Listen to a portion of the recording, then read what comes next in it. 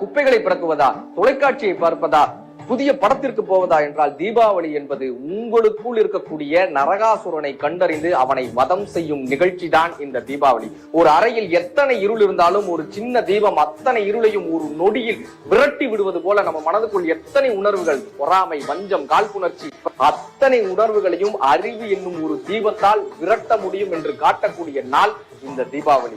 தீபத்தை எத்தனை தான் கீழ் நோக்கி பிடித்தாலும் அது மேல் நோக்கியே செல்லும். அது போல எத்தனை தீய குணங்கள் நம்மை கீழ் நோக்கி இழுத்து சென்றாலும் அறிவு என்னும் தீபம் நம் வாழ்க்கையை மேல் நோக்கி எடுத்து செல்லும் என்று காட்டுவது இந்த தீப திருநாள். பட்டாசு போல் உங்கள் துன்பங்கள் எல்லாம் வெடித்து, மத்தாப்பு போல் உங்கள் வாழ்க்கையெல்லாம் சிரித்து, ராக்கெட்டு போல் உங்கள் வாழ்க்கை உச்சத்தை தொட வேண்டும்.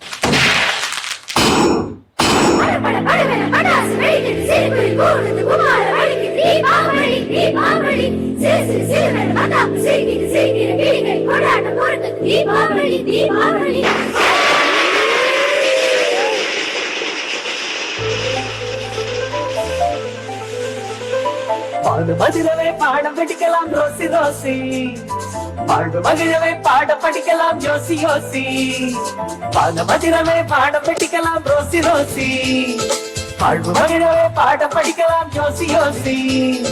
பின்னின கண்மணிகளில் ஒளிவிடும் ஒளிவிடும் மின்வெட்டு, கலகலவென குலுங்கிட வந்து கை கொடு பூங்கொத்தே.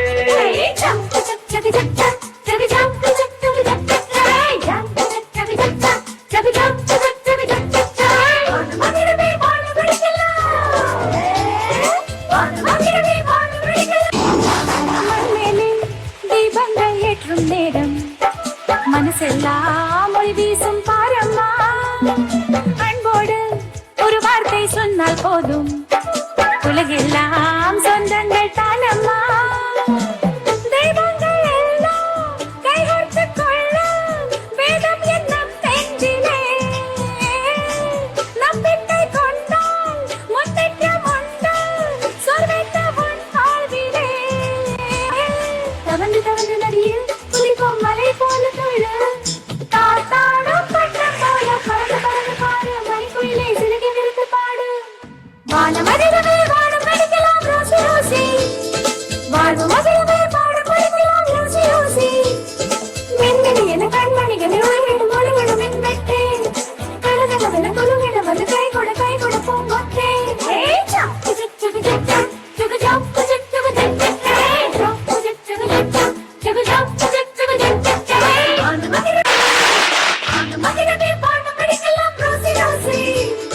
வாழ்வு மகிழவே பாடம் படிக்கலாம் ரோசி ரோசி, மின்மினி என கண்மணிகளில் ஒளிவிடும் ஒளிவிடும் மின்வெட்டே, கலகலவென குலுங்கிட வந்து கை கொடு பூங்கொத்தே.